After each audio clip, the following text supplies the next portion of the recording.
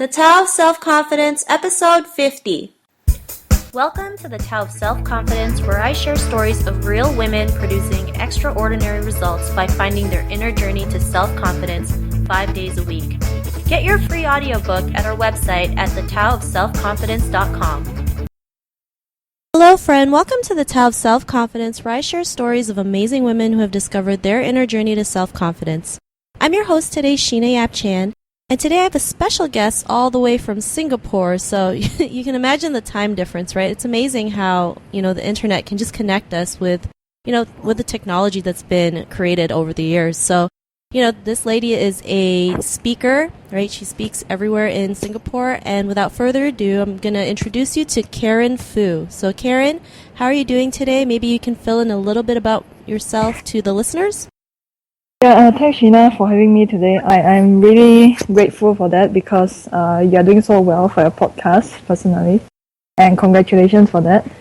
And so about my background, so I'm currently a speaker based in Singapore, and what I do is that I do a lot of motivational talks as well as workshops for working professionals who are 2 to 3 times my age. So basically I teach them how to trade the currency markets and also how to manage their psychology when they are trading, which is a very important part of the trading career so that you can become a successful trader. So that's what I do in Singapore currently. And currently I'm also studying full-time. So I'm not a full-time speaker. I'm also a student. And I like how you said that you help them with the psychology, because I believe mindset is really important when it comes to just being successful. So I know a lot of people out there don't realize how important mindset is to succeed in anything, right? So I like how you incorporate that. And what's your cultural background? I was born in Malaysia, so I'm not a Singaporean, in case you don't know. So I'm a Malaysian, and I was raised by a Cantonese family. And my mom is Hakka, my dad is Cantonese. So basically I also can speak Cantonese and Hakka, Mandarin, Malay, and English. So, and then I came to Singapore to pursue my undergraduate studies, and now I'm also currently training and studying at the same time. So yeah, that's all. Oh, that's awesome. I didn't realize you can speak so many languages. It's not really language, but it's more of a dialect, so I don't think it's considered a language. I don't know, for me it's all a language. So, okay. But it's good. So what would be your favorite self-confidence quote? My favorite self-confidence quote, I actually come across many of them, and it's really, really hard to pick. So I give myself my own self-confidence quote. And the quote that I always give myself is to believe in yourself, even if the whole entire world don't believe in you. And that's basically something that I came up with. Yeah, and that's the quote it really lies deep inside my heart, because there's many times that in my journey to become a speaker, a lot of people won't believe in me because of where I came from, and also because of my age, and also sometimes because of my gender. So this is a quote that I strongly believe in. Yeah. I like that. And, especially as Asian women too, right? I mean, it's more challenging to pursue our dreams because we've been told so many times to go to school, just get a job and get married, right? Yes. So when you're pursuing something that's outside that circle, I mean, you're going to face challenges, right? I mean, they're going to say, what are you doing? This is crazy. How could you be doing that? Like, who do you think is going to listen to you? So it's really important to do personal development and just surrounding yourself with like-minded people. So what would be, in your own words, what would be your definition of self-confidence? My own definition of self-confidence, basically what I mentioned just now, which is to really have your own opinion, even if other people put a different kind of opinion on you. And that's really important because, as you mentioned, Asian women, we have a certain expectation that is given to us, which is to follow a certain path, is to get married, is to have a good education, have a good job, which none of them I followed. and obviously that would make my parents unhappy at times. But if they understand that this is what makes me happy, then they gradually accept it. So yeah, definitely is to believe in yourself, even if the whole entire world don't believe in you. And I write that everywhere, even in my emails, even in my Facebook, because I really believe in it. Yeah. I like how you mentioned that your parents, is gradually accepting the things that you're doing, because I know there's a lot of Asian parents out there who just won't even accept the fact that, their kids want to do something different, right? Or go outside that realm. So it's really, a blessing, sometimes when we have parents that can support us, even if they don't understand what we're doing. Right? Sometimes you don't. Yeah. So what was your life like before your discovery of self-confidence? My life before I discovered self-confidence, it was pretty bad, I can tell you that, because I wasn't born a confident person. I can tell you that because ever since the age of 4, kindergarten in fact, I can't really talk to people. Even if it comes to one-on-one conversations with strangers, it's really, really hard for me. And when I was 6 years old, I was bullied because I can't talk. And that's a really simple thing. And most people associate children with being really noisy and all that. But I was a cause for worry for my parents because I can't speak, I can't talk, I can't interact with people. So it is easy for me to get bullied because when people bully me, I can't stand up for myself. And all I can do is just sit down and just get bullied. And that's all I can do. So along the way, this bullying went on for 10 years. In fact, more than 10 years. Literally almost every day I was being bullied, being picked on for not being able to talk. And this includes my best friends, my teachers, my relatives, even my parents, surprisingly. So this went on for 10 years, and even at the age of 16, I was still being bullied. And when I was 16 years old, I got the last place in my class, which is, the placement when you did really bad in your studies. Yeah. So you'll be placed according to your grades, right? So I was placed almost in the last place, and this gives other people another reason to bully me for that. Oh, you can't study, you also can't play sports. And because surprisingly, when it comes to sports, I was also the last in my class. I was the most physically unfit. Because every single time when we had a jogging lesson, we had to jog a few rounds, and I was always the last place. And that wasn't really a good feeling, because I was bad not only in studies but also in sports and also in talking, something as simple as talking. So obviously I would fail in my oral test, English oral test, as well as Malay oral test, as well as Chinese oral test. So it was really, really bad. And then 2 years later, something tragic happened, which is my parents separated. And this really hit me in my confidence level, because I really thought that it was my fault for their separation. So my confidence level really tanked from there. I was around 18 years old, 19 years old. And then, interestingly, since the age of 6 years old, I made this resolution to speak out more, to be more friendly to people, to raise my hands in class. Every single year since the age of 6, I set this goal for myself. But it just didn't happen. It just didn't happen until the age of 19, which something changed my whole entire life. Yeah, so that was the whole entire journey that I had before I discovered own self-confidence.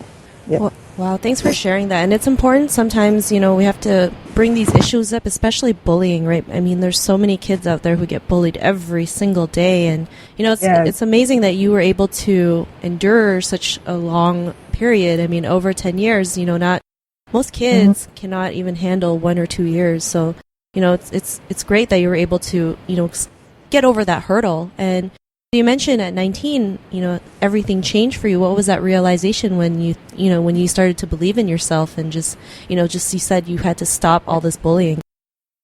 So at the age of 19, I came to Singapore. And then I thought to myself, you know what, I need to end all of these self-limiting beliefs that I have over the past half of my life. In fact, the whole of my life. So I was at a school CCA fiesta, where all the clubs, they try to recruit people. Okay, I was there one day during the first few days of the school.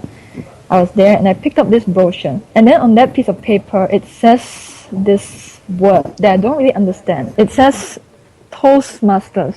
Okay, and my first impression was, why would you want to recruit people to learn how to bake, learn how to how to toast bread? Okay, Yeah. so have you heard of Toastmasters? Yeah, I've heard of Toastmasters. Oh, Yeah. yeah, Toastmasters. So basically, after that, I found out that it's a public speaking club. And at the back of my mind, I was thinking, should I join this club or should I not join? I knew I wanted to join, but there's another voice that tells me, you know what, Karen, you are a quiet person, you can't really talk, so you shouldn't be joining this club because you can't talk. So I took 1 month to decide whether I want to join a club. And then in the end, I just joined it. So joining it is easy, I gotta tell you that, because I'm supposed to make my first speech. And then it took me another 6 months to decide, 6 months to decide whether I want to make my first speech, which is only 3 minutes long, which is not very long, okay. And yeah, so it took me very, very long to even decide on that. So I made my first speech. Obviously, it went really bad, because I was stumbling all over. I forgot my whole entire script. Even though I was holding a script, I can forget what I want to say, which is pretty interesting. So at the end, I stumbled a lot, and I just wanted to go home and just give up at that point of time. But then there's this lady who came up after my speech, and then she told me, Karen, that was a good speech. It wasn't great. Okay, she mentioned it was good only, but good to me is already a big achievement, because all along I can't speak, right? For a person who can't speak, and for somebody to tell me that it was a good speech, it's really something new to me. And that's one of the aha moments that made me feel that, oh, maybe I really can finish a speech. Maybe I really can talk. Maybe I really can speak. So that changed my whole entire perception entirely. So that was the aha moment that I had. I thank you for sharing that. And it's true, right? Sometimes it just takes one person to give you like belief, right? Yes. Yeah. To just stare you like straight in the eye and say, you know what, that was good, right? And especially from where you came from, not, saying a word, being bullied all the time, always so quiet. I mean, it's an achievement, right? But we're so hard on ourselves sometimes that we forget that, this is an achievement. We didn't fail. You got up there and spent, you got up there and spoke your speech for 3 minutes. I mean, that's an achievement, right? And we have to learn to celebrate every little success that we have. So, it's really great that you overcame that. And so what's your life like right now? I mean, after that whole discovery? My life right now is pretty much, I'm still in Toastmasters, so I'm still going back and constantly practicing and constantly evaluating myself. And I'm very actively involved in being the judge of speech contests. So I'm regularly invited to be part of the panel of judges for public speaking contests. And I joined this not to show how good I am, because I still have a lot to learn, and I don't feel that I'm a good speaker yet. But I become a judge so that I can learn from the perspective of a judge, so that the next time I join the next competition, I can become a better speaker. And yeah, that's all. And then you speak now too, right? You said you're speaking for at events and stuff in Singapore? Yeah, I do speak in seminars, as well as public conferences, as well as expos. So there are different scales of events. Sometimes I organize my own, sometimes others would invite me to speak. That's amazing, coming from someone who wouldn't say a word to just being able to speak. It just shows that anything's possible. So I'm really happy for you. I'm really happy that you were able to get over that. So Karen, to the woman who's listening to your story, right? She might be in the same situation as you, and she wants to start doing her own things, right? But she still doesn't have that confidence to do it. What would be that one tip you would give to her in her own journey to self-confidence? One tip I would give is based on my favorite quote again, and that would be to not let other people define who you are. Because since the young age, we are always told by other people that we are not smart, that we're not pretty, that we're not this, not that, that we tend to believe other people's opinion. Although we know that we deserve something, although we know that we are special, although we know that we are unique, but because of what other people say, we tend to forget that very, very easily. And it's very important for you to stay firm with who you are and look yourself into the mirror every single morning and tell that person in the mirror that you are special, that you are unique, and that nobody can define who you are. So whatever other people say about you is going to be secondary. You are unique just the way you are, and that's what makes you special. Nobody else can walk the way you walk. Nobody else can talk the way you talk. Nobody else can carry yourself the way you carry yourself. That's great advice. And I love how you said, you look in the mirror and say you are unique, you're special, you're more than enough. And sometimes we have to do that. I know at first it may seem a little uncomfortable because it's something new, but the more you do it, the more you can start believing in yourself. So thanks for that. And Karen, if the listeners want to get to know a little bit more about what you do, just, a little bit more about your life, is there any social media profiles we can connect with or any website? Social media profile, basically, you can just go ahead and add me on Facebook. It would be Karen Fu. And if we do have mutual friends, the first picture that pops up would be me. So, otherwise, they can just contact Sheena and then she'll direct you to my profile, hopefully. Yes, of course, of course. So to the listeners out there, just head on over to thetaoofselfconfidence.com and search for Karen's name.